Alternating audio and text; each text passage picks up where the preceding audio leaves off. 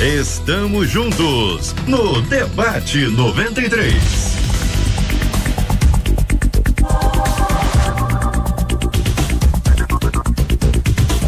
Uma de nossas queridas ouvintes nos conta que está muito triste, magoada e com o coração ferido. Ela diz: sinto que sou desprezada e que ninguém se importa com o que sinto.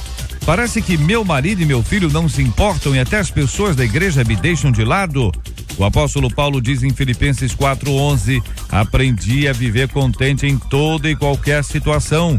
Mas o nosso ouvinte conta, gente: infelizmente eu não consigo me sentir contente nessas circunstâncias. Você consegue se perceber contente em toda e qualquer situação, em todas as circunstâncias da sua vida, ou não? O que fazer para se sentir melhor? Como aprender a ver o lado bom da vida quando tudo parece ir mal? Não sentir-se amada pode gerar a sensação de um vazio emocional. Como estar bem apesar das circunstâncias, hein? Qual a sua opinião, querido ouvinte? Está entrando no ar. Debate 93.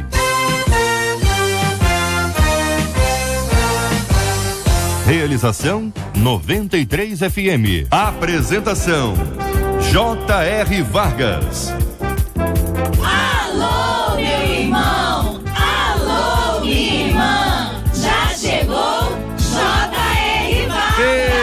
Estamos de volta, começando aqui mais uma super edição do nosso Debate 93 de hoje, nessa terça, 4 de agosto de 2015. Que a bênção do Senhor esteja aí sobre a sua vida, sobre a sua casa, sobre a sua família, sobre o seu trabalho, sobre a sua igreja. Que a bênção do Senhor esteja com você, onde quer que você vá, onde quer que você esteja. Receba o carinhoso abraço em nome de toda a nossa equipe que já está aqui a postos para te atender, para te receber, para te ouvir. Você liga, você fala com o Debate 93. Fale com o Debate 93. 2461-0093. E-mail debate@radio93.com.br. Facebook Rádio 93 FM. Site www.radio93.com.br. Fale com a 93 pelo WhatsApp 96803-8319. 96803-8319. No programa de hoje nós acolhemos com carinho o pastor Fábio Nunes da Primeira Igreja Batista em Agostinho Porto, a missionária Roberta Félix, a nossa menina da mesa de hoje, da Assembleia de Deus de Campo Grande, o pastor Marco Ribeiro da Assembleia de Deus do Ministério Carós na Tijuca, o doutor Dácio Miranda, psicólogo, já aqui no nosso Debate 93 de hoje. Este é o Debate 93 com J.R. Vargas na 93 FM. Missionária Roberta, querida irmã, destacou a frase: o que fazer para me sentir melhor? É o retrato que conta a nossa querida e amada ouvinte diante dessa realidade em que ela vive, dos problemas em que ela administra, sentir-se magoada, triste, com o coração ferido, de alguma forma muito dramática, desprezada pelo marido e também pelo filho e também pela igreja. É aí que entra na história Filipenses 4:11. Aprendi a viver contente em toda e qualquer situação. Bom dia, bem-vinda. Bom dia, JR, bom dia, amigos debatedores, queridos ouvintes. JR, eu percebo que a nossa ouvinte, ela de fato tem uma visão muito fatal dos acontecimentos que a cercam, se é que eles acontecem ou apenas parecem acontecer no pensamento dela. E eu acredito que para que ela se sinta melhor, saia dessa tristeza, desse estado de mágoa, ela precisa seguir o conselho de Tiago. A Bíblia diz que se está alguém alegre, cante enquanto está alegre. Mas se está triste, ore, para que consiga então achar em Deus a fonte da verdadeira alegria.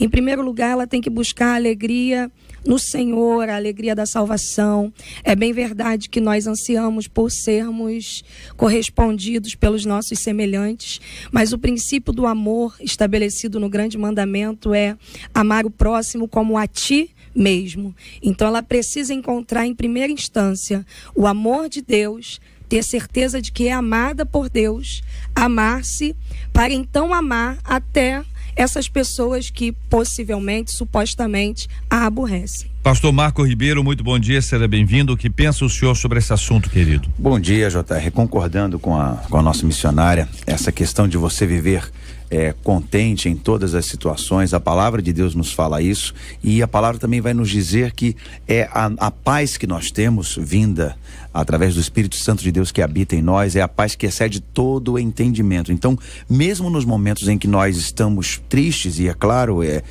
chateados às vezes, aborrecidos, nós estamos no fundo vamos dizer assim, resignados, porque o Espírito Santo de Deus nos coloca esta paz dentro do nosso coração. E aqui eu vejo nessa situação dessa moça, aquilo que ela percebe.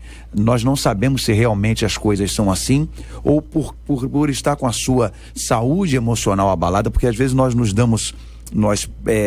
olhamos a nossa saúde física, né, o nosso corpo, mas nós às vezes nos esquecemos de que nós somos uma totalidade. Então há a saúde emocional e também a saúde espiritual. Talvez ela esteja com as emoções abaladas e pode ser, ela nos relata aqui, mas pode ser que a coisa não seja assim, as pessoas não a desprezem tanto, pode ser que ela esteja se vendo assim e vendo assim devido a uma autoestima baixa, mas nós vamos falar sobre isso melhor ao longo do debate. Doutor Dácio, querido, bom dia, bem-vindo. O que pensa o senhor? Bom dia, JR, bom dia aos colegas da mesa, a esse grande público. Eu faço uma seguinte proposição para essa ouvinte que nos ouve. Coloque um ponto preto numa folha branca. Faça a seguinte pergunta a você mesma: o que você está vendo nessa folha? Certamente você dirá: estou vendo um ponto preto. Observe que o ponto preto é a porção menor que existe na folha. O que mais existe na porção branca da folha, você não está vendo. Conforme você mesma citou em Filipenses 4, você precisa aprender a ver que existem muitas outras coisas boas acontecendo em sua vida. Você só está vendo o ponto preto, esquecendo de ver as coisas brancas que existem em sua vida. Se você crê em Deus, saiba que Deus cuida de nós individualmente. Numa outra versão de Filipenses 4:11, diz o seguinte: aprenda a contentar-se com o que você tem. Espero que você aprenda a ver o branco que existe em sua vida, e que é muito maior do que o ponto preto que você hoje está vendo. Muito bem, vamos continuar tratando sobre esse assunto no programa de hoje, pontos de vistas diferentes, todos nós podemos aprender juntos hoje aqui, uma pessoa muito pessimista, uma pessoa muito otimista, mas uma pessoa também realista. Há pessoas que de fato são desprezadas, não podemos dizer que não existem, não podemos dizer que, não, isso é coisa, só você que está imaginando isso, há pessoas que de fato são. O ouvinte aqui nos conta, olha, infelizmente vejo muita rejeição de meus familiares com meu irmão. É a descrição que ela faz, não é nem com ela. Ela percebe isso com o irmão dela. E aí a gente vê que a rejeição, ela pode produzir uma série de males no corpo humano, na mente humana, inclusive quanto à questão da vida espiritual. Vamos continuar nesse assunto. Na 93 FM, J.R. Vargas e o Debate 93. Pesquisa 93. Bom dia, JR, ouvintes e debatedores. E a pesquisa hoje está perguntando: você conhece pessoas que não são felizes porque elas não se sentem amadas pelos que as cercam?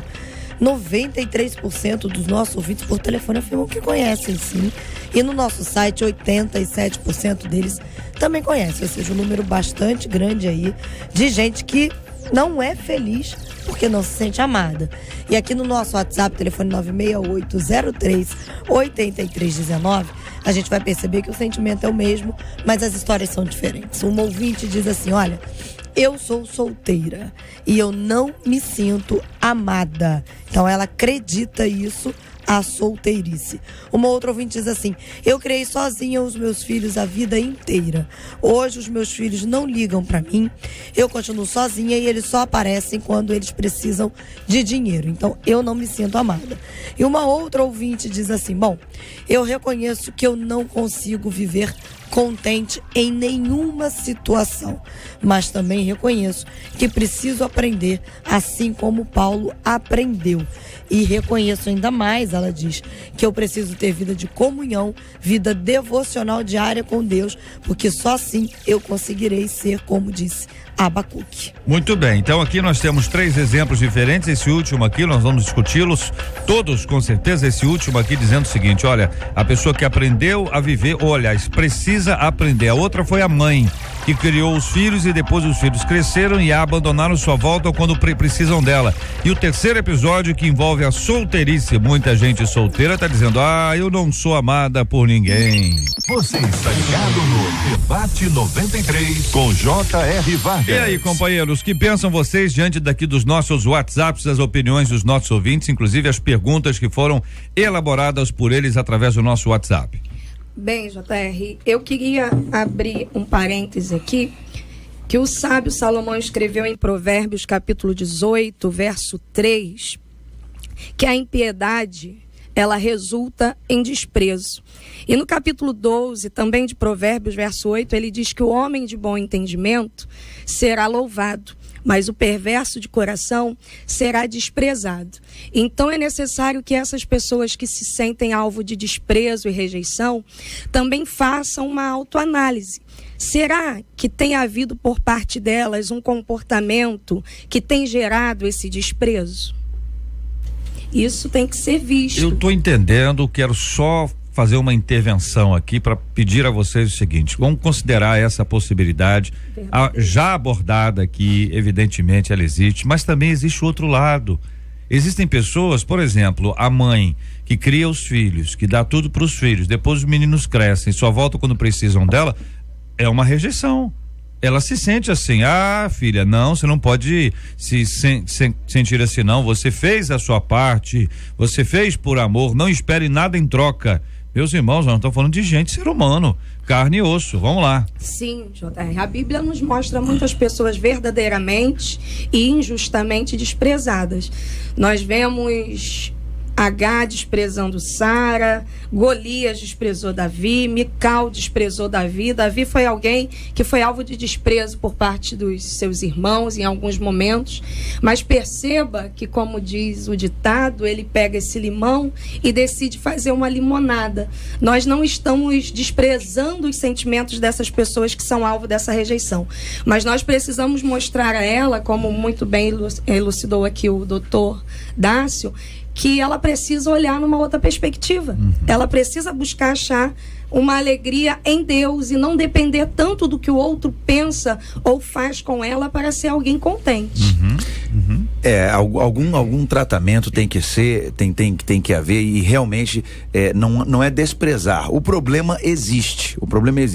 Então o que nós vamos fazer com esse problema? Eu acho que a primeira questão é encarar a situação de frente, porque não adianta em várias situações a gente colocar um óculos cor-de-rosa e fingir que a situação não existe, porque dependendo do problema ele vai só crescer, e problema cresce mesmo, entendeu? Ele aparece e cresce. Então não adianta colocar um óculos cor-de-rosa. Realmente a pessoa foi desprezada, como essa mãe nesse exemplo que o JR deu. A pessoa, ela é difícil pra gente que tá de fora dizer isso, mas a pessoa precisa de alguma forma reagir. E nós que cremos em Deus e cremos no poder do Espírito, o nosso conselho é: essa reação só pode acontecer através de uma ação divina. Porque as pessoas às vezes estão tão fracas, estão tão arrebentadas espiritualmente, emocionalmente, em frangalhos, que não conseguem reagir. Então essa ajuda só pode vir através do ajudador, do Paráclito, o Espírito Santo, aquele que nos ajuda, que é o intercessor, que vai nos ajudar, que é o poder de Deus dentro de nós. Então essa força só pode ser isso. Não adianta a pessoa sentar em cima do problema. É claro que para nós que estamos aqui no debate é mais fácil, vamos dizer assim, nós falarmos, porque nós não estamos calçando o sapato da pessoa. Mas se você sentar em cima do problema e como uma ostra ficar em sua própria, aí a coisa só vai piorar, a tendência é piorar. Então o nosso conselho é: tente colocar a cabeça do lado de fora, respirar, que Deus vai te ajudar nessa empreitada. Sr. Taer, esse fenômeno psicológico, ele é compreendido porque nós temos uma postura, nós seres humanos, pela nossa condição adâmica, né, pecaminosa, nós temos uma postura egoísta. Nós nos preocupamos em querermos ser felizes e não nos colocamos numa postura de querer fazer o outro feliz. Então, por isso que a estatística que Marcela Bastos ainda há pouco mencionou, a maioria se sente infeliz, se sente rejeitada, se sente abandonada. A minoria tem um sentido, às vezes, até pragmático, de realmente haver um desprezo, de existir um desprezo, né? Jesus Cristo, ele amou, ele não foi egoísta, mas ele foi desprezado. Então, essa postura de Cristo é exceção. Agora, a postura, porque somos pecadores, e é comum, esse arquétipo, esse inconsciente coletivo, é de por sermos egoístas, nós nos sentirmos desprezados, porque a gente quer ser feliz. Se a gente começar a pensar, bom, deixa eu fazer uma outra pessoa feliz, você vai começar a perceber que você não é tão desprezado assim. E essa postura reativa, ela é muito mais positiva. E são vários os casos aqui no WhatsApp. Uma ouvinte conta que o filhinho dela de 6 anos, ela diz, ele é desprezado pela minha família e pela minha mãe, porque o meu filho de 6 anos é hiperativo. Então, a minha mãe coloca ele para fora de casa, o xinga e não quer que ele esteja junto com os irmãos, com os priminhos, aliás, e com as tias, né, que são as irmãs. Uma outra ouvinte conta que ela é desprezada pela mãe e que a mãe acabou fazendo com que os irmãos a desprezassem. É assim que ela se sente, porque ela diz que a mãe passou a desprezá-la, porque quando a mãe engravidou dela, o pai foi embora de casa. Então ela fala que a partir de então ela começou a receber esse desprezo da parte da mãe. E como são vários os casos, uma outra ouvinte diz assim: bom, eu sou casada há 1 ano e eu não me sinto amada e nem um pouco feliz. Eu deixei os meus amigos e alguns familiares de lado para poder ficar com meu marido, porque ele reclamava de tudo. Hoje, ele trabalha o dia inteiro, eu também. Só que quando ele chega à noite, ele vai ver a mãe dele e chega em casa lá para umas 10 horas da noite. E aonde que eu fico nessa história toda? Como é que eu posso me sentir amada, sendo que hoje eu estou grávida de alguns meses aí, já quase tendo meu filho. Muito obrigado pela participação dos nossos queridos e amados ouvintes. São exemplos, são casos reais compartilhados pelos nossos ouvintes nas mais diferentes frentes. É a esposa, é a mãe, é a mãe de uma criança que está sendo de alguma forma rejeitada em função da sua hiperatividade. Tudo isso, gente, é uma realidade. Eu até entendo que a linha, né, de reflexão, olha, pode ser uma questão de autoestima, dá pra gente desenvolver isso aqui e ali, não tenha dúvida, mas eu quero reafirmar aqui que pode ser que existam pessoas que são verdadeiramente rejeitadas e que não tenham nenhum problema de autoestima. É possível você ter uma pessoa rejeitada com autoestima alta, ela não tem problema de autoestima não, a autoestima dela tá excelente. Entendeu? Mas ainda que ela tenha uma autoestima alta, ainda assim ela é rejeitada. Ou nós estamos partindo do princípio que não existe. Todo rejeitado é sinal de que é problema de autoestima. Ou seja, o problema é dele e não dos outros. Será que nós podemos afirmar claramente isso? Olha, todo e qualquer, ou há exceções? Como é que vocês lidam com isso? Quero já dar bom dia ao pastor Fábio, pode arrumar seu microfone e ficar à vontade aqui entre nós para participar. Queremos também ouvir a opinião de todos, companheiros. 4 microfones abertos. Então, bom dia a todos, bom dia, JR. O caso de José é um caso bem aplicado para essa situação de alguém que foi rejeitado pela família, mas que continua seguindo a vida e fazendo aquilo que tem que ser feito. É possível pessoas que passam por essa rejeição. O apóstolo Paulo é um outro caso. É um outro caso de alguém que é rejeitado, ora pelos patrícios, né, da sua nacionalidade, e ora ele é rejeitado pelos próprios cristãos. Mas vida que segue, ele consegue continuar avançando. Eu creio que esse é um caso disso que você está citando, de pessoas que passam pela rejeição. E, na verdade, nós que vivemos em sociedade, de um momento ou outro, nós vamos passar por essa rejeição. Eu lembro da adolescência. A adolescência é uma fase complicada, né? Mas eu ouvi muito apelidos, né? Boneco de posto, pezão, e assim vai, né? Filisteu convertido. Esse é o apelido que a gente ganhava na igreja. Na né? igreja, é o gospel. É o gospel. Mas, e a gente vai percebendo isso. De alguma forma, a gente vai enfrentando essas rejeições. E eu estava ouvindo no rádio, né? A opinião dos colegas, eu quero reforçar exatamente isso. A Bíblia, ela não omite essas situações. A Bíblia, ela não trabalha com triunfalismo. A gente vai ver um salmista a hora dizendo, né, que ainda que passe pelo vale da sombra da morte, ele não vai temer nada. Mas vai ver também um salmista orando: Senhor, o Senhor não está escutando a minha oração? Então a gente vai percebendo que a Bíblia vai trabalhando com a realidade humana, com as situações que a gente pode viver. E tá tudo dentro do mesmo bojo, que é essa rejeição, a depressão, essa questão toda. A Bíblia trata de depressão. Tá aqui o Dr. Das, que pode falar com mais propriedade sobre isso, mas a Bíblia trata desses assuntos. Porque, na verdade, eu sempre digo isso, a árvore cresce, mas você se esquece que aquela árvore foi pequena. Então a pessoa carrega na sua bagagem lixos da vida toda e se torna um adulto com essas situações todas. Então todo mundo tem esse problema. Os animais se deprimem. Os animais, às vezes, você chega em casa, o cachorrinho, porque ficou sozinho lá, ele fica triste, fica deprimido. A questão é: como vamos lidar com isso? Não é questão de nós dizermos: não, você não está doente, a pessoa está doente. Isso é uma realidade. A pessoa efetivamente, realmente está rejeitada. A questão que nós devemos pontuar, eu acredito, é como a pessoa vai lidar com isso, entendeu? Não, você vai ter que curtir a sua dor, você vai ficar curtindo a sua dor, ou a gente, como o Dr. Das falou no começo, ou nós vamos procurar reagir a isso. A Bíblia, como disse nosso irmão agora, ela fala sobre isso, ela fala sobre os problemas que aconteceram, mas também ela nos aponta soluções.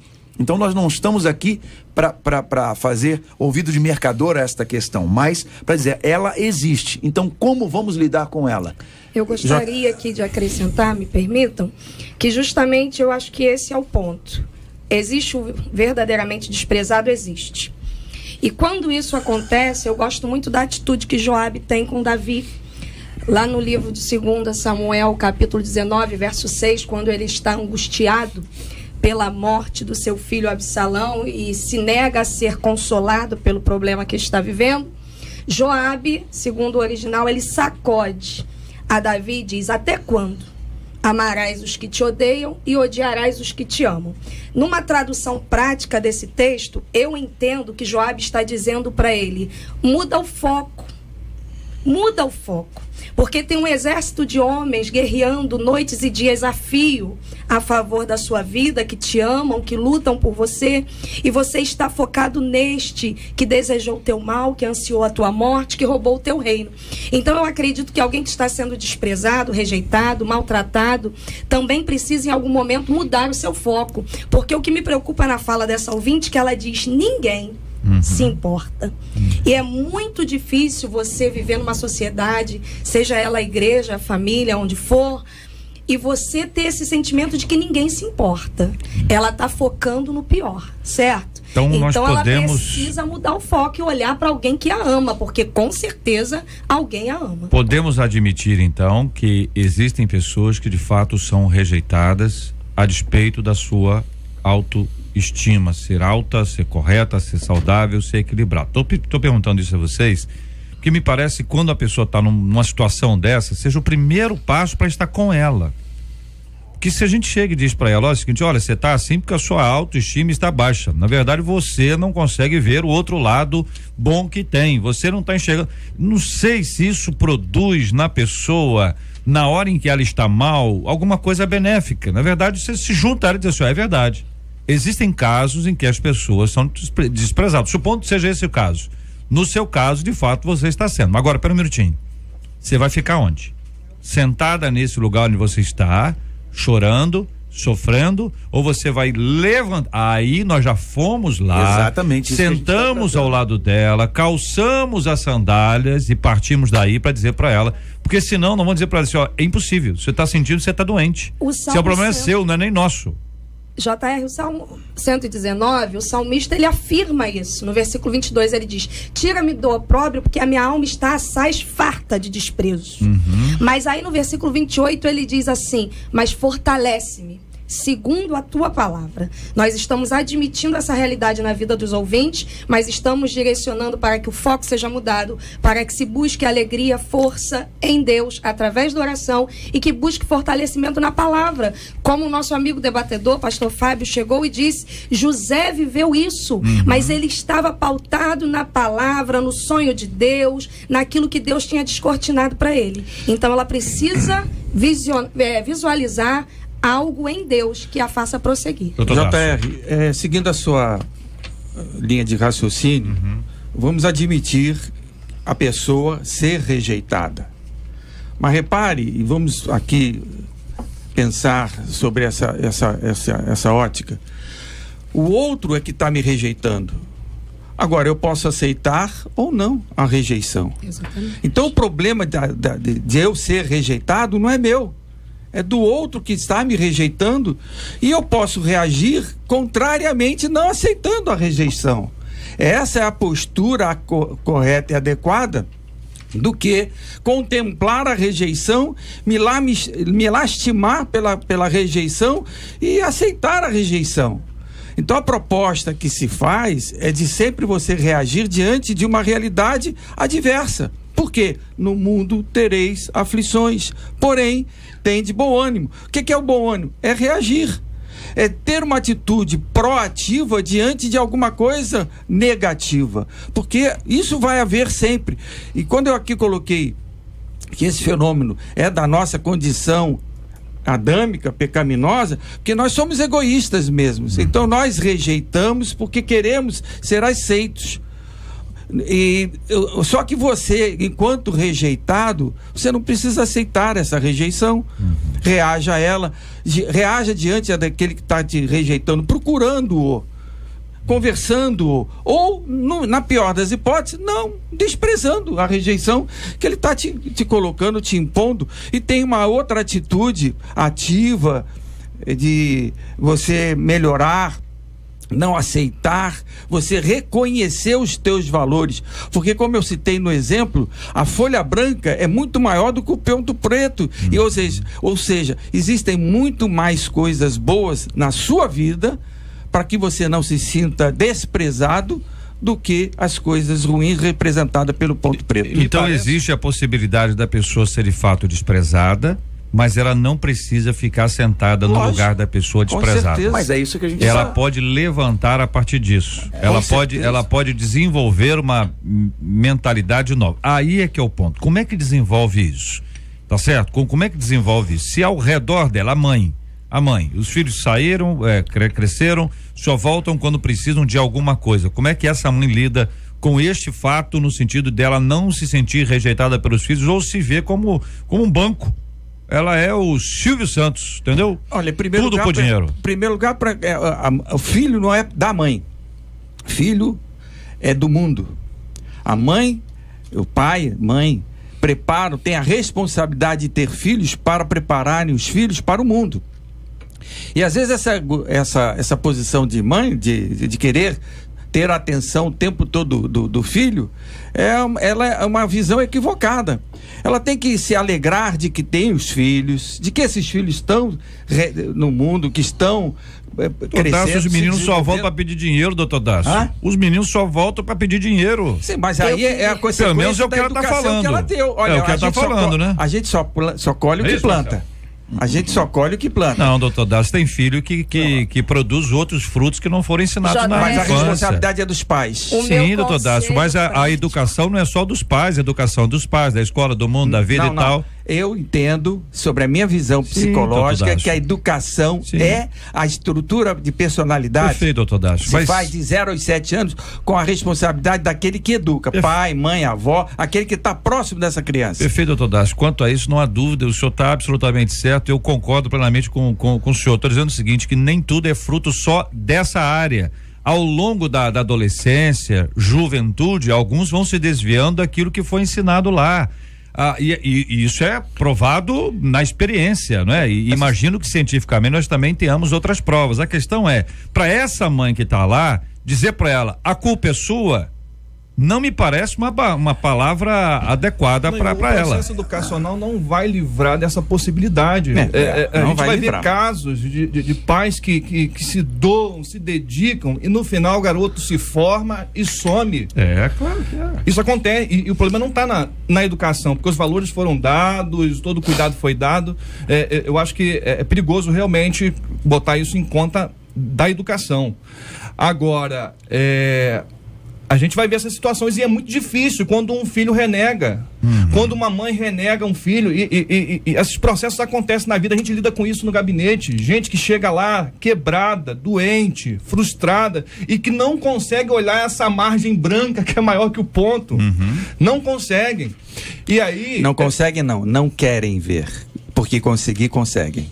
Aí eu entendo, doutor, que é necessário aí alguns auxílios. Trabalho grande, o pastor pode auxiliar, com a certeza. igreja tem um papel fundamental de fazer a vez da família. Tá aí os consultórios estão aí para ajudar, mas eu entendo que em alguns momentos a pessoa está tão afundada no problema e a gente está falando de sentimento, gente. Claro.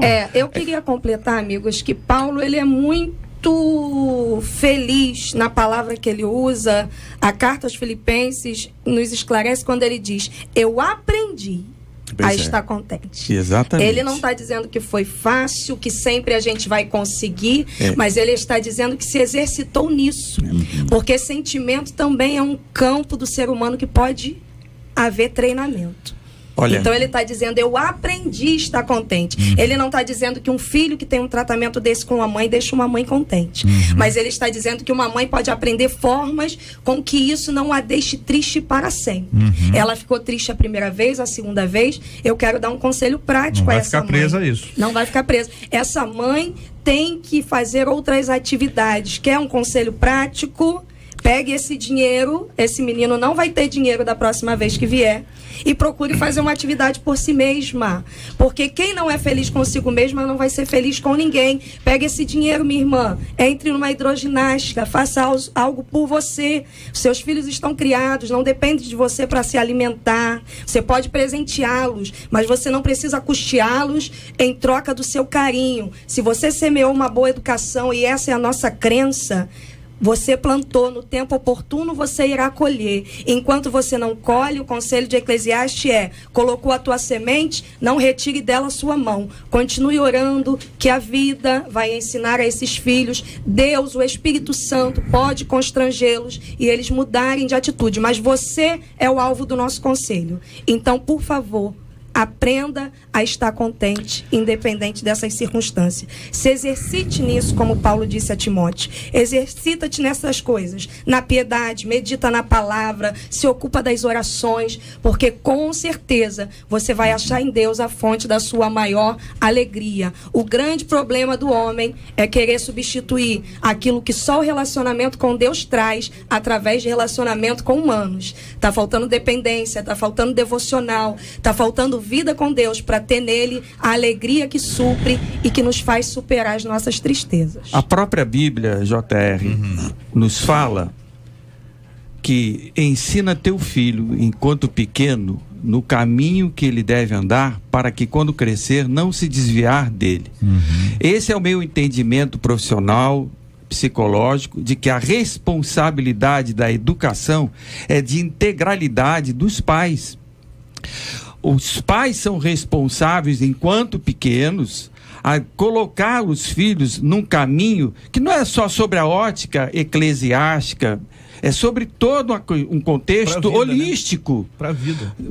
Corpo, mente e espírito. Quando você coloca teu filho e ensina, essa foi a responsabilidade que Deus nos delegou para construir uma personalidade que inexiste em vida intrauterina, ela só passa a existir em vida pós-uterina, ou seja, a personalidade, que é uma realidade abstrata, que é o nosso software de comando desse hardware, que é o corpo, ele só é feito depois que você nasce. E de quem é essa responsabilidade? Dos pais. E quando você ensina de forma adequada, separando o joio do trigo, o certo porque certo, o errado porque errado, essa criança, ao crescer, ela não estará seguindo outros caminhos, porque ela foi instruída no caminho certo, ou seja, sobre a visão holística. É esse ponto que integral. eu defendo. Nosso papel como cristão... Eu tenho filhos, pastor, e eu acredito que a visão ideal é essa, mas há uma concorrência, né, JR? Uma concorrência da mídia, uma concorrência do sistema, o mundo jaz no maligno. Mas com a questão, gente vai aparando. Com a questão em si que está sendo colocada, eu penso o seguinte, a Bíblia nos fala... na mesma casa que o irmão. E esse contexto cabe aqui também. A Bíblia nos fala, vocês foram chamados para serem pacificadores. Pacificadores, aqueles que trazem paz. Então, nós como cristãos temos essa responsabilidade de mostrar o caminho à pessoa. Como o JR falou, e muito bem dito, calçar a sandália. Vamos lá, meu querido, vamos lá, nós estamos juntos, essa realidade existe. É claro que há pessoas que superestimam isso, outras lidam um pouco melhor, outras vão sair mais rapidamente da caverna, outras vão querer ficar um pouco mais de tempo na caverna, mas o importante é como a palavra de Deus disse, e o Senhor disse para Elias: sai da caverna, come, bebe e vai, entendeu? Há um período, há tempo para todas as coisas, da pessoa ficar ali, e há um período dessa reação, e nós como pacificadores que somos, precisamos estar empenhados nisso, em ajudar as pessoas nisto. Né? Agora, eu entendo a palavra entender esta realidade. A palavra do Dr. Darcio é no sentido de que esse indivíduo, ele tem a sua responsabilidade também nesse processo de sair. Eu acho que é mais voltado para isso. Porque a gente pode dar toda a estrutura enquanto igreja, a gente pode dar toda a estrutura enquanto família, mas se esse indivíduo não se conscientizar daquilo que a missionária Roberta falou aqui, você é o principal agente desse processo aí, nem Deus tira você dessa situação, com certeza. Querido. Porque se você não quiser e não entender isso, nem Deus tira, ele vai respeitar o livre-arbítrio. É verdade. Agora, irmãos, quando a gente observa a questão da educação, e me parece que estamos todos de acordo com a responsabilidade dos pais na educação dos filhos, também me parece que estamos de acordo que na caminhada alguns podem se desviar. Na caminhada, alguns podem se desviar. E aí, esse desvio que gera uma atitude grosseira, fria, ou de distanciamento dos seus pais, ou mesmo um relacionamento inadequado com seus cônjuges e também com seus filhos, e aí com a sociedade como um todo, nós vamos ver que isso pode acontecer. Na verdade, isso pode não, infelizmente acontece muito. Então, essa fonte da educação que a gente precisa entender, que ela, embora seja da responsabilidade dos pais, ela sofre concorrências, como disse a querida missionária Roberta, que essa concorrência, ela é constante. Quantos jovens entram muito crentes na universidade e no segundo período em que estão lá, já estão tendo uma prática de vida completamente diferente. Eles não foram bem ensinados. Será que podemos afirmar isso? Então ele é inocente. Se nós afirmarmos que ele é inocente, vamos dizer o seguinte: a culpa é dos pais que eles não ensinaram bem. Então ele é inocente. Então esse menino não está errado. Aliás, esse menino é um santo. Olha lá, tem uma auréola ali. Então, peraí, se não é isso, e sabemos que não é, eu estou só ilustrando, sabemos que não é, existem outras influências. Ou seja, uma vez mais, responsabilizar uma mãe pela atitude errada dos seus filhos e dizer que a culpa é dela, é agir de maneira fria e não observando outras possibilidades que nós todos sabemos que elas existem, porque nós as podemos constatar no gabinete pastoral, no consultório psicológico, em qualquer lugar onde nós estamos. É só olhar para o lado, vizinhança, amigos e tal, pessoas que foram bem criadas e tiveram um desvio. Quantos são irmãos? Irmãos criados na mesma casa, claro, de maneira diferente, não tem ninguém igual, algumas vezes até gêmeos. Um foi pro crime, outro foi pra polícia. Nós vimos isso recentemente agora. Um policial que foi lá, soltou conseguiu resgatar o irmão dele, e aí, infelizmente, o irmão dele depois se envolveu com crime. Quer dizer, é um policial, são dois irmãos, um policial e um criminoso. Então, quando você observa isso, você vê se tem concorrência. Então, a culpa não pode ser só colocada, dizer, sua culpa é da mãe, você que errou.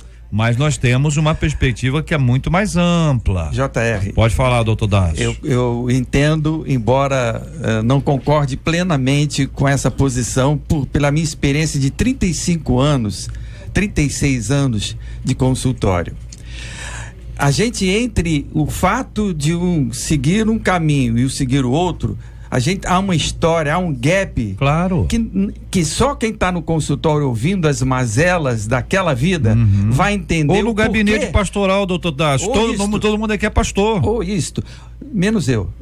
Todo mundo, eu menos o senhor. Não sou pastor. Embora um dia tenha me decidido a ser pastor, mas nunca. Olha, eu acho que aí, hoje. Notícia boa, hein? Mas hoje o meu pastorado, o pastor ele não trata do coletivo. Ele exerce o cuidado. Eu sou pastor do indivíduo. Eu pastoreio individualmente no consultório. Pastor da alma. Da alma. Mas enfim, essa visão, a gente quando no consultório, que é onde a gente escuta e entende tantas realidades que justificaram um ter ido por um caminho e outro ter ido para outro caminho em que pese do mesmo lar. Então, hoje em dia, infelizmente, a educação está sendo banalizada pela mídia, pelas próprias pessoas, por um mundo onde não há responsabilidade, até o lar está sendo desconstruído. O senhor está concordando, doutor Dácio? Foi exatamente isso que eu falei. Eu estou querendo mostrar que ainda existe responsabilidade de pai e mãe. Claro. E essa responsabilidade é única. Você responsável pelo êxito, pelo fracasso do teu filho. Eu tive um professor que eu nunca me esqueci disso. É forte essa frase, doutor Dácio. É forte, mas forte essa frase, eu defendo essa tese. É que é pena que o tempo não dá pra gente explorar mais. Mas o pai é responsável, então o menino é inocente. Não. Menino é inocente, o senhor falou que é. O senhor falou que é. Nós temos livre-arbítrio. Então não é responsabilidade dos pais. Eu sou responsável. Passou dos filhos agora. Eu sou responsável pela educação. Só que quando. O senhor falou de sucesso. Não foi sucesso que ele falou, não? O sucesso é consequência da educação. O sucesso é consequência da educação. Agora, existem variáveis porque nós estamos num mundo pecaminoso. Então o senhor definiu e não definiu, doutor Dácio. É e não é. Posso usar um exemplo bíblico? É e não é. Uma história contada por Jesus que é o filho pródigo, né? Eu queria tanto entrar nela, eu tava aqui. A ideia daquele pai, a gente sabe que é a ideia de Deus.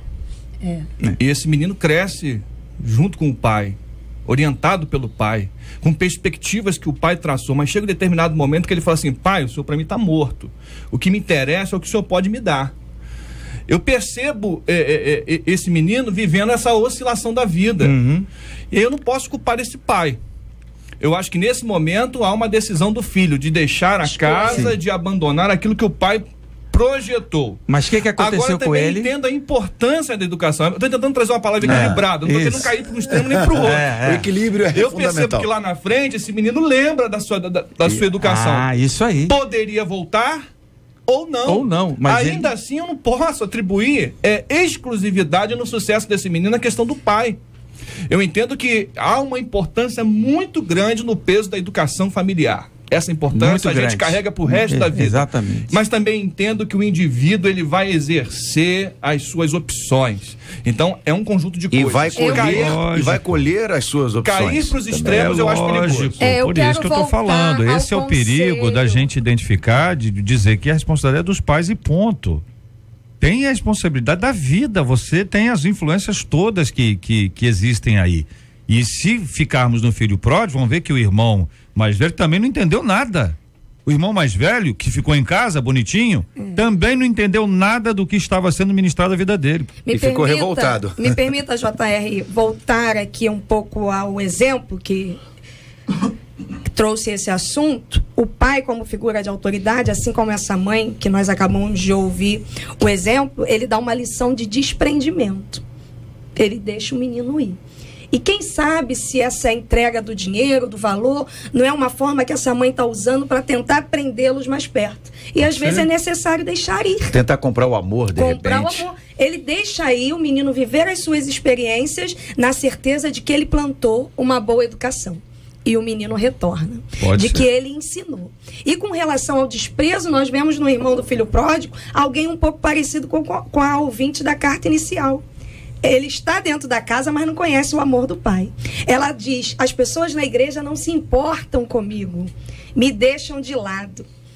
Ela está no lugar do amor sem conseguir sentir amor. Porque às vezes a gente só dá valor ao que tem quando perde, não é? Então o filho que ficou com o pai... Eu não vejo essa ouvinte falando de Deus, falando do pai. Eu vejo ela falando dos irmãos, como o irmão do filho pródigo. Eu vejo ela dizendo, os irmãos não se importam comigo, os irmãos não me amam. É uma visão, mas cadê o seu nível? Uma visão horizontal, né? Cadê o seu nível de relacionamento com o pai? Você precisa ter certeza do amor do pai. Porque quando você acha amor do pai, você reconhece irmãos. Eu admito as interferências, as variáveis intervenientes num processo educacional. Mas eu diria, numa linguagem percentual, que 90% de todo sucesso ou fracasso de uma pessoa na vida está na base da educação. Bom, já caiu para 90%. Já diminuiu, mas não está divergindo. É isso que eu queria ressaltar. O que o senhor está falando, doutor Dácio, é de acordo com o que todo mundo está falando. Ninguém disse que a educação não é. Só não podemos dizer que é única e exclusivamente a responsabilidade dos pais. E o programa é um debate. Eu não disse que ela era única, mas eu tô salientando a importância do processo educacional. Quer ver, por exemplo, vou citar aqui um exemplo de uma ouvinte que está acompanhando a gente em Vilar dos Teles. Ela disse que, JR, eu não me sinto amada pela minha filha, isso me deixa muito triste. Eu fiquei viúva muito cedo e com sacrifício criei 2 filhas e um filho de criação. Hoje minha filha mais velha é bem sucedida e ela fica até 3 anos sem vir à minha casa. Ela mora na Zona Sul e não gosta de voltar à Baixada. Deu as costas a todos os amigos antigos e só se relaciona com as pessoas do nível dela, diz a ouvinte. Acha que pagar meu plano de saúde é o suficiente. Se eu quiser ver meus 2 netos, eu tenho que ir lá na casa dela de condução. Eu tenho 72 anos e meu filho adotivo está com câncer. Eu não consigo cuidar dele sozinha. E as 2 irmãs não se entendem, só se falam por mensagem e brigando. Tá certo? Ela diz o que fazer para evitar a tristeza que isso tudo me causa. Ela relata, ela falou de uma filha só. Não sabemos sobre a outra filha, parece que não está tão distante quanto esta, mas esta ausência faz muito mal a ela. Certo. Ela sofre com essa história toda. E aí é que está a história. O problema não é da ouvinte, da senhora. O problema é da filha. A filha que tem um problema sério que deve ser tratado e ela rejeita o passado por alguma questão muito séria. Ela não quer voltar às suas origens por uma questão muito séria psicológica da cabeça dela. Então o problema não é da ouvinte, o problema é da filha. Eu não sei se a gente tem cura pra isso, gente. Sinceramente. Eu queria falar ao que despreza também, JR. Há uma outra vertente. A Bíblia diz em Provérbios 14:21, rapidinho, pastor Fábio, que o que despreza comete pecado. Essa menina, em algum momento, ela vai se deparar com Deus e submeter a um tratamento, eu creio, pela oração dessa mãe. Eu não sei se tem cura para uma mãe que é desprezada por um filho. O que a gente vai receitar? Ela vai ter que aprender a lidar com essa situação. Eu não sei se há cura. Cura tem. Veja bem. Cura tem, porque o Senhor, Jesus é a cura de todas as mazelas, né? Desse ponto de vista. Eu não duvido disso. Eu não duvido disso, mas eu também não posso pensar de forma triunfalista. Que eu não mas isso não é triunfalismo, pastor, isso é Bíblia. Quer dizer, nós temos, cura tem. Então nunca mais vai haver esse tipo de tristeza? Não é isso, não é que não vai haver esse tipo de tristeza. Então agora a gente não pode dizer... Ela existe... Isso é difícil de lidar com ela. Não, difícil é, ninguém está dizendo que é fácil. A nossa perspectiva de olhar para o Senhor, isso nos amplia um sentido de vida, de existência, isso nos preenche. Mas eu entendo que é viável esse tipo de sentimento. Pastor Fábio, veja bem, companheiro, se identificarmos que uma pessoa longe de Deus, ela age de acordo com aquilo que contraria a vontade de Deus, e essa mãe sabe qual é a vontade de Deus, ela parte do seguinte princípio: minha filha está longe do Senhor. Muito. Então a atitude dela, mãe, é essa. Quem está longe de Deus não liga para os seus pais. Quem está longe de Deus não se relaciona com seus irmãos. Quem está longe de Deus não está nem aí para os outros. Essa é a atitude. A primeira parte desse processo todo é perdoar essa filha. Sim. A despeito dessas coisas todas. Mas é duro, é sofrido, não há receita mágica, não podemos receitar um paliativo, mas se não começar no perdão, vai ficar mágoa. E mágoa produz amargura e produz ódio e vai promover doenças incríveis. Doutor Dácio. Olha, nós estamos vendo o comportamento de uma filha, agora adulta, diante de uma mãe, onde existe entre ela estar adulta e ela ser criança, como é que foi esse processo educacional? E eu lhe garanto que o que ela hoje é consequência desse processo educacional. Doutor Dácio. Tem vários ouvintes mandando um abraço pro senhor aí, entendeu? E uma delas diz aqui: tenho 2 filhas e sou esposa de pastor. Olha, graças a Deus. Minhas filhas estão no momento afastadas do caminho do senhor e uma delas se envolveu num lesbianismo. Eu não concordo com o doutor Dácio, que a culpa é dos pais. Eu tenho certeza da educação que dei e continuo orando e ajudando as duas, confiantes que elas vão voltar aos caminhos do Senhor. Se eu me entregasse a tristeza que sinto pela situação delas, eu não conseguiria continuar sendo a companheira que meu esposo precisa no seu ministério. Eu queria dizer a esse ouvinte e aos demais, eu não estou aqui para que alguém concorde comigo. Eu estou aqui para, segundo a minha visão, e graças a Deus me dá sabedoria para esclarecer qual é o processo patológico. Eu estou usando a expressão patológica dentro de um comportamento humano. Nós estamos falando de transtorno. Seria a mesma coisa como médico que eu dissesse aqui que existe uma doença e eu dissesse que a pessoa está saudável. Nós estamos falando de transtornos de comportamento sobre a ótica psicológica. Então, essa é a minha função aqui. Doutor Dácio. Não é para que alguém venha concordar comigo, mas eu poder dizer aquilo que eu entendo, pelo que estudo, pelo que vivo há 35 anos e pelo que Deus me capacita nesse entendimento. Doutor Dácio, estamos juntos, creio eu, que se não uma década, por volta de uma década aqui. Exatamente. O senhor tem estado conosco sempre e é um privilégio enorme tê-lo aqui, porque sempre traz enormes contribuições. Eu sou testemunha disso nesta mesa e fora dela. Muito obrigado, eu agradeço. E quero só registrar aqui, eventualmente, um posicionamento, ainda que com plena convicção, e ainda que o senhor não se importe com as opiniões alheias, ele pode estar um pouquinho errado. E aí, nesse aspecto, não se trata aqui de analisar a questão patológica. Está se dizendo aqui, o único ponto que me parece ter sido crucial e divergente aqui nesta mesa hoje foi afirmar que é culpa dos pais. Então, essa nossa ouvinte... Responsabilidade, sim, não culpa. Doutor Dácio, o que o senhor disse anteriormente é que a responsabilidade dos pais é na educação. Então, ao afirmar isso, nós não podemos afirmar também, a não ser que o senhor queira, que se essa menina for uma bênção, olha, é bênção pura, é responsabilidade dos pais o fato dela ser uma bênção. Mas se ela estiver envolvida, como essa menina está hoje, infelizmente, no lesbianismo, é responsabilidade dos pais. Então fica uma ponta com a outra ponta, onde entre uma ponta e outra ponta passam vários anos. Nós temos vários rios de baixo passando dessa ponte, correndo com várias outras influências, inclusive, e especialmente neste caso, uma questão espiritual que é crucial. Então, existem situações em que isso acontece, as variantes são diversas, as lacunas podem ser gigantescas, mas nós temos também o outro lado dessa história, mães como essa que não desistiram. Essa mãe, como outras, elas não desistiram. Elas deram um ensinamento, até onde eu posso imaginar, correto. Nós podemos analisar, errou ali, entendeu? A obra pronta, todos nós vamos olhar e vamos achar coisa que tá errada ali.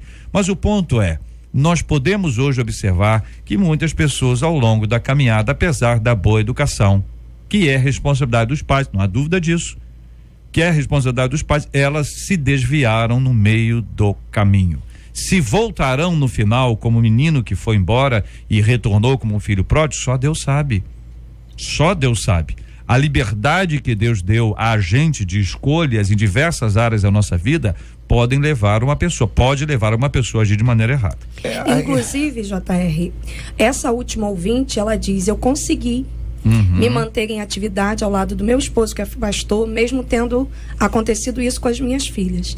Ela dá um exemplo de aprender a estar contente sobre as circunstâncias. Ela não está alegre pelas filhas, mas ela não perdeu a alegria de ir à igreja, de acompanhar o seu esposo, de cumprir as suas responsabilidades. Então, o que Paulo está dizendo, e como pastor, o nosso amigo nos ajudou aqui, nós não estamos apresentando uma visão triunfalista, que eu concordo com o pastor Fábio Nunes, que é um motivo de doença em nosso meio, doenças espirituais e emocionais, mas nós estamos aqui dando uma palavra como a do profeta Abacuque.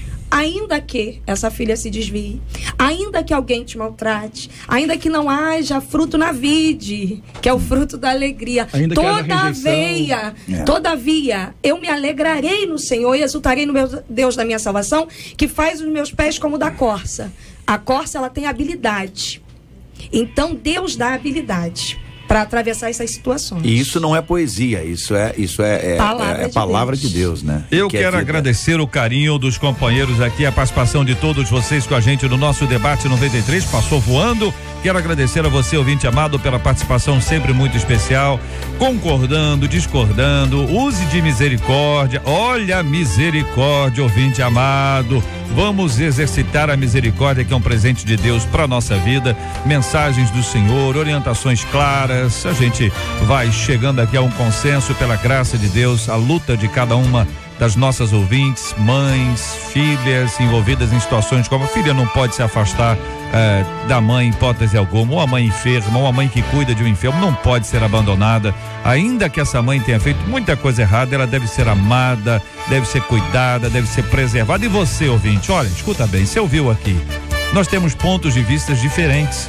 A situação pode ser ruim, você pode estar vivendo um momento complicado, pode, não tenha dúvida disso, calçamos as suas sandálias, mas não fique nesse ponto, ouvinte, não fique nesse ponto, vamos levantar a cabeça pela graça de Deus, e se existe uma ação sobrenatural do Espírito Santo de Deus, ela vai acontecer na sua vida, e nós vamos orar por isso já. A missionária Roberta vai orar conosco, nós vamos apresentar este assunto diante de Deus em oração, orando especialmente por você que se sente neste aspecto, desprezada, rejeitada, desprezado, rejeitado, mas diante de todas as informações colhidas hoje aqui, nós vamos orar por você. E o povo de Deus vai orar, e juntos vamos clamar ao Deus Todo-Poderoso em nome de Jesus. Pesquisa 93. Você conhece pessoas que não são felizes porque não se sentem amadas pelos que as cercam? 95% dos ouvintes por telefone conhecem, 87% deles no nosso site também conhecem. Você está ligado no Debate 93 com J.R. Vargas. Ouvinte, vamos lá, hein? Aqui ouvinte dizendo: minha mãe cuidou de mim a vida inteira sozinha, hoje sou eu quem cuida dela, principalmente após o AVC que ela teve. Só que meu casamento está chegando e quando eu saio do lado dela eu sinto uma enorme culpa, apesar dela estar praticamente restabelecida. Seria eu muito mais dependente da minha mãe do que ela de mim? O que significa ser grato e qual o caminho certo para viver essa gratidão? Quais os sinais de que a relação entre pais e filhos não é saudável? O que fazer quando nos sentimos presos a alguém e não conseguimos dar continuidade à nossa vida? Esses e outros assuntos estarão amanhã, se Deus quiser, a partir das 11 horas da manhã, em mais uma super edição do nosso Debate 93. Doutor Dácio Miranda, obrigado, um forte abraço, querido. Eu que agradeço a oportunidade de estar aqui mais uma vez, e quero dizer a você que se identificou com esse problema, que quer uma ajuda, que a Primeira Igreja Batista do Recreio, através do Ministério de Aconselhamento Cristão, está à sua disposição para ajudar naquilo que você precisa, porque não há saúde física sem saúde emocional, não há saúde emocional sem saúde espiritual. Cuide da sua. Missionária Roberta Félix, obrigado, um forte abraço. Obrigada, JR, ouvintes, amigos debatedores. Eu quero mandar um abraço à família, à minha igreja, à minha amiga Yasmin. E quero mandar um abraço ao evangelista Décio Luiz, da Assembleia de Deus em Rio Comprido. E um conselho aos ouvintes: façam terapia. Pastor Fábio, obrigado, um abraço, querido. Um abraço, JR. Eu quero mandar 4 abraços. pro tio Dásio, pra tia Dice, encontrei eles ontem lá no centro de São João. E um abraço muito especial pros meus amigos, Lucas e Gabriel. Muito bem, muito obrigado, querido pastor Marco Ribeiro. Amém, obrigado mais uma vez por estar aqui, JR, um abraço especial para a Igreja Ministério Cairóis, na Tijuca, Assembleia de Deus Ministério Cairóis, e em especial para os homens que fizeram um grande congresso nesse final de semana. Deus os abençoe e a todos os ouvintes da 93. E lembrar, JR, que nessa quinta-feira nós vamos ter o debate 93 nas ruas e nós estaremos ali no calçadão de Bangu. Então, para você que está em Bangu, trabalha, estuda, mora, se prepara que quinta-feira a gente está chegando com o debate 93 nas ruas aí. Bênção puríssima, minha gente. Vamos orar juntos nessa hora, agradecendo a Deus por tudo que já vivemos, orando pelo tema de hoje, como compartilhamos agora há pouquinho. Também vamos orar pela cura dos enfermos e pelo consolo aos corações enlutados. Bendito Deus, estamos à tua presença, queremos te agradecer por esse momento e rogar a ti que as palavras aqui liberadas promovam a edificação dos que nos ouvem. Senhor, tu és o Deus de Jefité, o Deus de José, o Deus que cria situações de restituição emocional para aqueles que foram desprezados.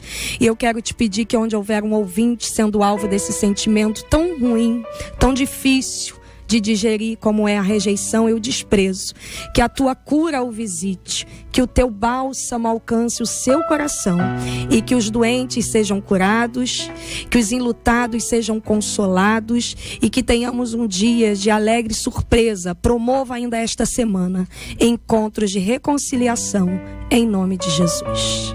Que Deus te abençoe. Você acabou de ouvir Debate 93.